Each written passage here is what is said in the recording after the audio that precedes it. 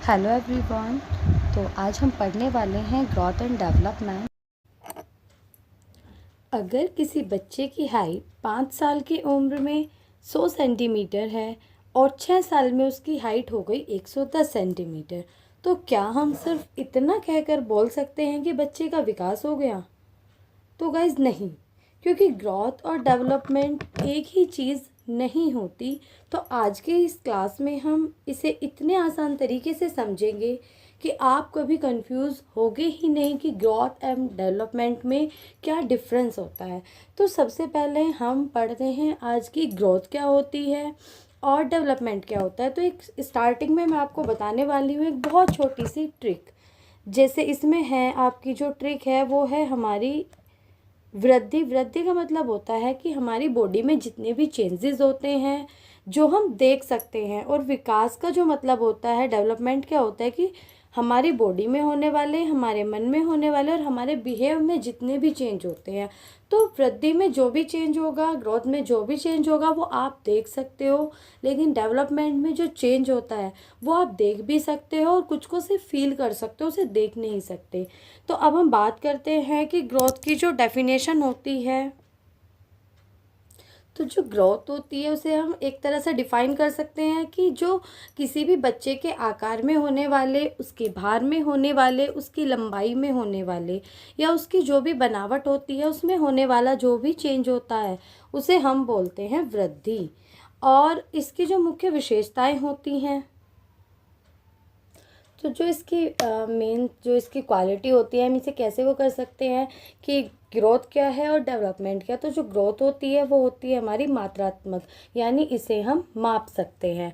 जैसे हमारा है 5 फीट लंबाई है, या इतने 45 kg वज़न है, या जैसे आप अपने आप को मेज़र कर सकते हो, आपकी हाइट 5 फीट 6 इंच है, 6 फीट है, या आपका वेट कितना है। तो वो सब हमारा होता है ग्रोथ, यानी वो बॉडी में होने वाले वो चेंजेस जिसे हम देख सकते हैं या जिसे हम माप सकते हैं। और ये एक सीमित प्रक्रिया होती है, क्योंकि जो वृद्धि होती है वो ऐसा नहीं होता कि आपकी लाइफ टाइम चलती रहती है, वो एक मैच्योरिटी होने तक होती है और फिर ऑटोमेटिक रुक जाती है। इसका एक जो एरिया होता है वो बहुत संकीर्ण होता है, एक ब्रॉड एरिया नहीं होता, क्योंकि ये मोस्टली क्या होती है, हमारी शारीरिक परिवर्तन से रिलेटेड होती है। बाहर से आसानी से देखा जा सकता है और मापा जा सकता है। तो अब आती है कि ग्रोथ। अब एक हम छोटी शॉर्ट फॉर्म में याद रखेंगे कि ग्रोथ का मतलब होता है body plus number plus measurement, यानी बॉडी में होने वाली वो चीज़ें जिसे हम न्यूमेरिकल माप सकते हैं, मीज़र कर सकते हैं। ये देख के हम उस चीज़ को कंफर्म कर सकते हैं कि हाँ ग्रोथ हुई है।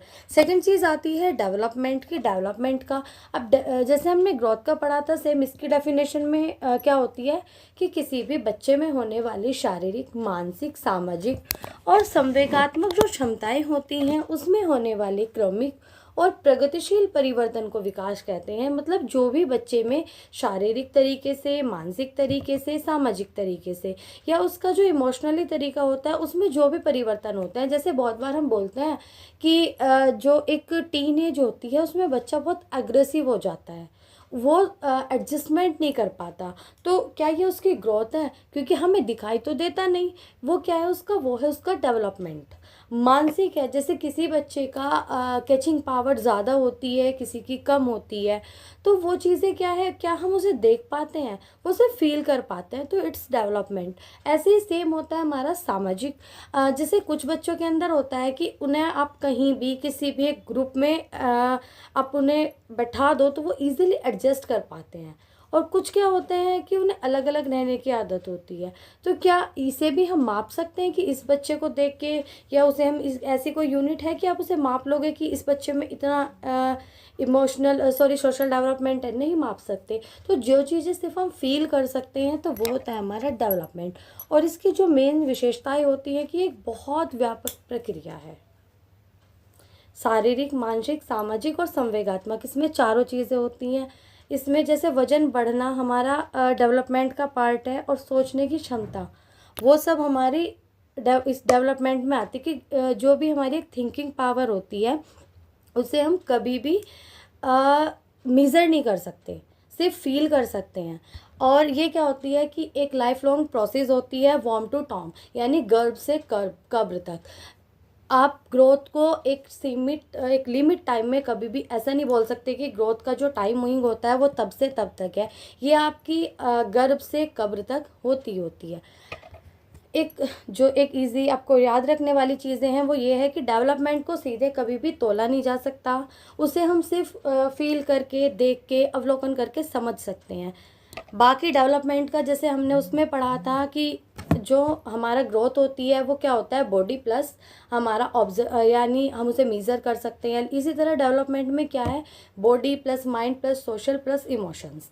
अब एक चीज़ एक सिंपल सी मैं आपको बताऊं कि जो डेवलपमेंट होता है वो अपने आप में एक बहुत ब्रॉड एरिया होता है, और जो ग्रोथ होती है वो डेवलपमेंट का ही एक पार्ट होती है, क्योंकि डेवलपमेंट का मतलब ही होता है उसी में ग्रोथ इंक्लूड हो जाती है। अब थर्ड चीज़ आती है कि इन दोनों में डिफरेंसेस क्या क्या है, तो उसे हम कैसे करेंगे कि वृद्धि और जो हमारा विकास है, ग्रोथ और डेवलपमेंट में किस किस तरह का हमारा, देखो इसका स्वरूप कैसा होता है। तो जो वृद्धि होती है वो हमेशा कैसी होती है, वो एक संकीर्ण होती है, लेकिन विकास जो होता है वो व्यापक होता है, मात्रात्मक। वृद्धि हमेशा मात्रात्मक होगी, आप उसे सिर्फ मेज़र कर सकते हो, और जो विकास होता है वो गुणात्मक और मात्रात्मक दोनों होता है। ऐसे ही इसका जो क्षेत्र होता है वो संकीर्ण व्यापक आपका डेवलपमेंट का दोनों होता है, और जो हमारा वृद्धि होती है उसका क्षेत्र सिर्फ संकीर्ण होता है। और जो समय होता है, अब वृद्धि का जो टाइमिंग होता है वो सिर्फ मैच्योरिटी तक होता है। जैसे आपकी हाइट है वो एक लिमिट टाइम तक बढ़ सकती है, सेम ऐसे ही जो डेवलपमेंट होता है वो आपका लाइफ लॉन्ग होता रहता है। ऐसा तो नहीं हो सकता कि आपका 18 ईयर्स तक इमोशनल डेवलपमेंट होगा या सोशल डेवलपमेंट होगा, क्योंकि वो आपका लाइफ टाइम चलता रहता है। ऐसे ही मापन की अगर बात करें तो जो हमारा ग्रोथ होती है उसे सीधा मापा जा सकता है, लेकिन उसे फील इतना करके हम नहीं बता सकते कितनी ग्रोथ है, उसे सिर्फ मापा ही जा सकता है। लेकिन जो हमारा मेज़रमेंट होता है या सॉरी जो हमारा डेवलपमेंट होता है हम उसे ऑब्ज़र्व करके, उसे फील करके, उसे देख के बहुत सारे तरीके से हम उसे देख सकते हैं। इसका जो मेन क्षेत्र होता है वो होता है ग्रोथ का शारीरिक, और जो डेवलपमेंट का होता है वो शारीरिक, मानसिक, सामाजिक और संवेगात्मक, चारों। तो अगर हम सीटेट के उसमें बात करें तो इसमें एक क्वेश्चन आता है कि सीधा सीधा आपसे क्वेश्चन पूछा जाएगा कि वृद्धि को आप इसमें से बताओ क्या गलत है। 4 ऑप्शन आपको दिए जाएंगे, उसमें से सेम आपको स्टेटमेंट पूरा याद रखना है कि वृद्धि को मापा जा सकता है, और जो विकास है यानी जो डेवलपमेंट है उसे समझा भी जा सकता है, अवलोकित भी किया जा सकता है और मापा भी जा सकता है। और अब हम बात करते हैं विकास के क्षेत्र क्या क्या होते हैं। तो इसे आप एक इजी शॉर्ट ट्रिक में याद रख सकते हो, PCSE। पीसीएस एक हमारी अच्छी खासी पोस्ट होती है, उसमें आप ई एड ऑन कर दो तो PCSE। P physical, C cognitive, S social and E emotional. अब हम इन चारों के बारे में करते हैं बातें। तो P फिजिकल जो होता है उसका मतलब है हमारी लंबाई, हमारा वजन, हमारा दौड़ना, हमारा कूदना, यानी जितनी भी हम फिजिकल एक्टिविटी करते हैं जो हम इजीली देख सकते हैं, हमारी बॉडी के जितने भी चेंजेस होते हैं वो सारे हमारे फिजिकल में आएंगे। इसके बाद आता है कॉग्निटिव। कॉग्निटिव का मतलब होता है जितने भी हमारे माइंडली चेंजेस होते हैं, यानी हम जो सोचते हैं, हम तर्क करते हैं, या हम जो भी चीज़ें सीखते हैं, या प्रॉब्लम सॉल्विंग, जितनी भी ये सारी चीज़ें माइंडली होती हैं वो सब आती हैं कॉग्निटिव डेवलपमेंट। थर्ड हमारा आता है एस सोशल। सोशल का मतलब होता है हम सामाजिक तरीके से कितना एडजस्ट कर पाते हैं, दोस्त बना पाते हैं, या जितने रूल्स होते हैं वो सीख पाते हैं, कोऑपरेट कर पाते हैं। सेम ऐसे ही आता है ई। तो इमोशनल, इमोशनल का है हमारे जितने भी इमोशंस होते हैं हमारा उस पर कंट्रोल कैसा है, हम कितनी चीज़ें अपनी एक्सप्रेस कर पाते हैं, कितनी डिप्रेस कर पाते हैं, डर, गुस्सा, प्रेम, जितने भी सारे इमोशंस होते हैं उन्हें समझना, उन्हें कंट्रोल करना, ये सारी चीज़ें हमारी आती हैं इमोशनल डेवलपमेंट में। अब एक ट्रिक जो आपको याद करनी है कि अब क्योंकि बहुत बार क्वेश्चन पूछा जाता है कि डेवलपमेंट के 4 जो एरिया है मतलब पार्ट वो कौन कौन से होते हैं, तो PCSE physical, cognitive, social and emotional. अब एक इम्पॉर्टेंट टॉपिक आता है, ये आपके जो एग्ज़ाम में वो पूछा ऐसे जाता है कि आपको कोई भी एक स्टेटमेंट दे दिया जाता है, जैसे ये फर्स्ट ही है कि जो विकास है वो निरंतर चलता रहता है और इसकी गति हमेशा समान नहीं होती। तो इसे हम इस सिद्धांत को किस नाम से जाना जाता है, तो आपको सिंपल सा आंसर देना है, निरंतरता का सिद्धांत। निरंतरता से ही आपको समझ आ रहा होगा कि निरंतरता का मतलब होता है कोई भी चीज़ कंटिन्यू चलना। जैसे आप हो और आपको रनिंग करनी है 2 किलोमीटर, तो आप अपने घर से चलोगे वहाँ तक, तो वो होगा आपने 2 किलोमीटर तक कंटिन्यू रनिंग करी, आप बीच में कहीं नहीं रुके, तो वो आपकी होगी कि निरंतर आप चले। तो कंटिन्यू आप कोई भी काम करते हो, ऐसे ही आपका डेवलपमेंट होता है कि आपका वो मैंने पहले अभी बताया था कि जो डेवलपमेंट होता है वो गर्भ से कब्र तक होता है।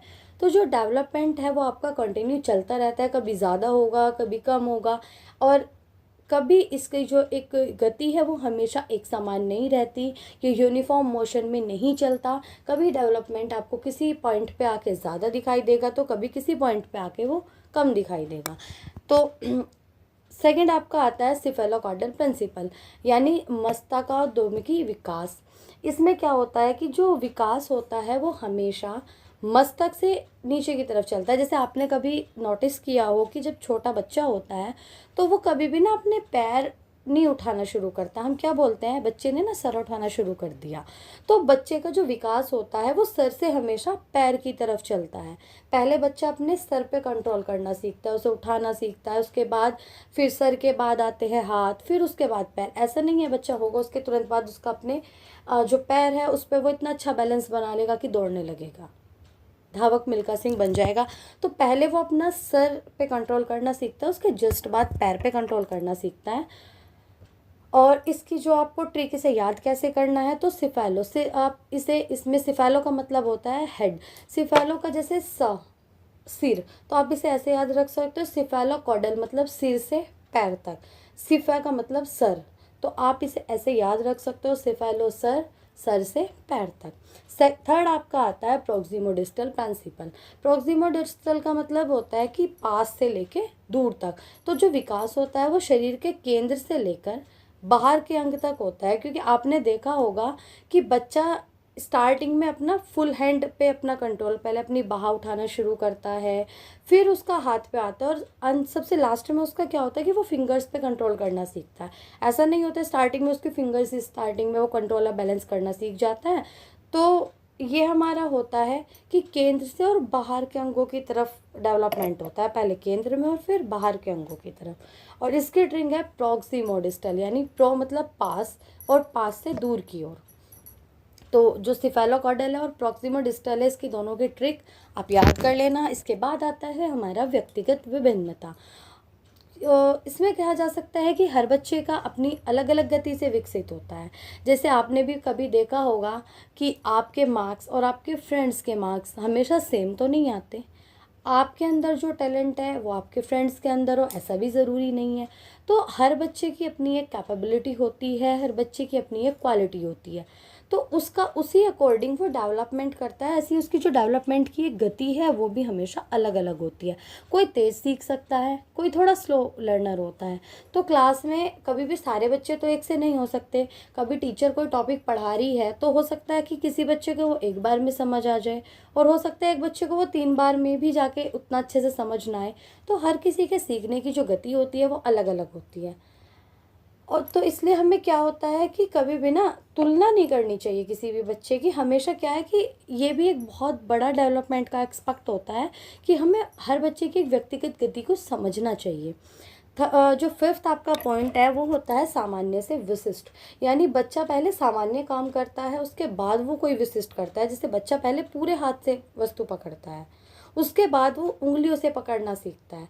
तो ऐसे ही बच्चा पहले क्या करेगा, कोई भी जनरल काम करेगा। बच्चा स्टार्टिंग में ही पेन पकड़ के लिखना शुरू नहीं कर देता। बच्चा जब लिखना शुरू करता है तो वो क्या करता है, वो पेंसिल को अपनी मर्जी से पूरे हाथ से पकड़ता है, लेकिन धीरे धीरे उसका जब उसकी फिंगर्स पे बैलेंस बनना शुरू हो जाता है तो वो बहुत ईजीली खाली फिंगर्स की हेल्प से अपना लिखना शुरू कर देता है। तो नेक्स्ट आपका आता है अंतःक्रिया का सूत्र। अंतःक्रिया मतलब विकास होता क्या है। विकास जो है वो जनरली एक हमारा हेरिडिटी और एनवायरनमेंट का मल्टीप्लिकेशन होता है। ये आपसे सीधा एग्जाम में क्वेश्चन पूछा जाता है, विकास और आनुवंशिकता और वातावरण के बारे में। ये आपको पूरी की पूरी इस टाइप से कोटेशन देगा कि विकास और आनुवंशिकता को आप किस तरह से डिफाइन करेंगे।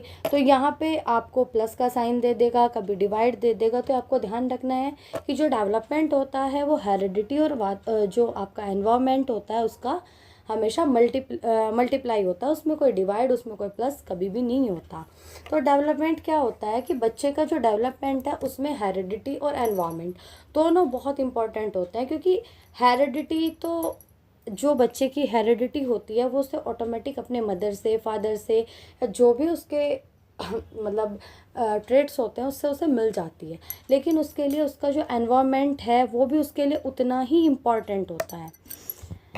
और अब आती है हमारी इसकी अवस्थाएं कौन सी होती हैं। तो जैसे अभी मैंने बताया था कि जो डेवलपमेंट होता है वो गर्भ से कब्र तक चलता है। तो इसी के अकॉर्डिंग हमने इसकी जो स्टेज हैं वो डिवाइड की हैं। सबसे फर्स्ट आपकी आती है गर्भावस्था। उस जैसे जो जब बच्चा गर्भ में होता है उसके जन्म तक की जो अवस्था होती है वो गर्भावस्था होती है। और इसमें जो उसका मतलब फिजिकल डेवलपमेंट होता है वो बहुत बहुत तेज़ी से होता है, बहुत रैपिडली होता है। सेकंड आती है शैशव अवस्था। वो होती है हमारी जैसे ही बच्चे का बर्थ हुआ और उससे 2 ईयर तक। उसके बाद हमारी आती है कि बच्चा इंद्रियों के माध्यम से सीखना। इस टाइम जो बच्चा होता है वो अपने इंद्रियों के माध्यम से सीखता है। जैसे भूख लगी तो वो बोल नहीं सकता तो वो रो के अपनी चीज़ें दिखाता है। ऐसे ही माता वो अपने मम्मी पापा पर बहुत ज़्यादा, या जो भी उसके पेरेंट्स होते हैं उस पर बहुत ज़्यादा डिपेंड होता है, क्योंकि वो अपने काम या बेसिक काम पे खुद से नहीं कर सकता। थर्ड हमारी आती है प्रारंभिक बाल्यावस्था, अर्ली चाइल्डहुड। तो अर्ली चाइल्डहुड की जो एज होती है वो होती है 2 to 6 ईयर्स, और इसे हम बोलते हैं टॉयज़। और ये सबसे जो है ना भाषा सीखने के लिए, मतलब एक लैंग्वेज के लिए बहुत सेंसिटिव आपका टाइम होता है। और थर्ड आती है हमारी लेटर चाइल्डहुड, उत्तर बाल्यावस्था। और इसका जो टाइम पीरियड होता है वो तो 6 to 11 ईयर्स। और ये होती है हमारी गैंग एज। इसमें बच्चा स्कूल जाने लगता है, अपना ग्रुप बनाना शुरू कर देता है फ्रेंड्स का। और इसमें बच्चा क्या है कि वो मूल तार्किक सोच का उसमें विकास होने लगता है। जो चीज़ें से सामने दिखाई दे रही है उसके बारे में सोचना शुरू कर देता है। और ये जो सारी चीज़ें इसके बारे में हम डीपली पढ़ेंगे जीन पियाजे की थ्योरी में भी। और फर्स्ट हमारी वो फिफ्थ जो आती है वो होती है हमारी किशोरावस्था, एडोलसेंस। और इसका जो टाइम पीरियड होता है वो होता है 12 to 18 ईयर्स। और इसे हमारी बोला जाता है तनाव और तूफान की जो अवस्था, स्टॉर्म एंड स्ट्रेस की अवस्था। और ये जो इसे टर्म्स दी थी ये दी थी हमारी स्टैनले हॉल। तो जो पूरा एडोलसेंस है उसमें स्टैनले हॉल ने काफ़ी सारी चीज़ें बताई हैं। तो जो अगर आप कहीं पे एडोलसेंस के बारे में जब डीपली स्टडी करोगे तो वहाँ पे आपको स्टैनले हॉल का नाम काफ़ी ज़्यादा आपको सुनने के लिए मिलेगा। इसमें बच्चा क्या करता है, अपनी आइडेंटिटी खोजने लगता है, उसे क्या करना है, उसके लिए क्या चीज़ें ठीक है। इसमें उसमें इमोशनल डेवलप जो चेंजेस हैं वो भी बहुत ज़्यादा देखने के लिए मिलते हैं। आत्म पहचान का उसमें विकास होने लगता है। इसके बाद आज हमने जो जो पढ़ा, एक हम क्विक रिवीजन करते हैं। हमने ग्रोथ की डेफिनेशन पढ़ी, हमने डेवलपमेंट की डेफिनेशन पढ़ी, हमने उनके डोमेन्स पढ़े क्या क्या होते हैं। इसके बाद हमने उनके सारे पार्ट्स पढ़े। और तो ग्रोथ क्या होती है, क्वांटिटेटिव होती है, लिमिटेड होती है, फिजिकल होती है और मिजरेबल होती है।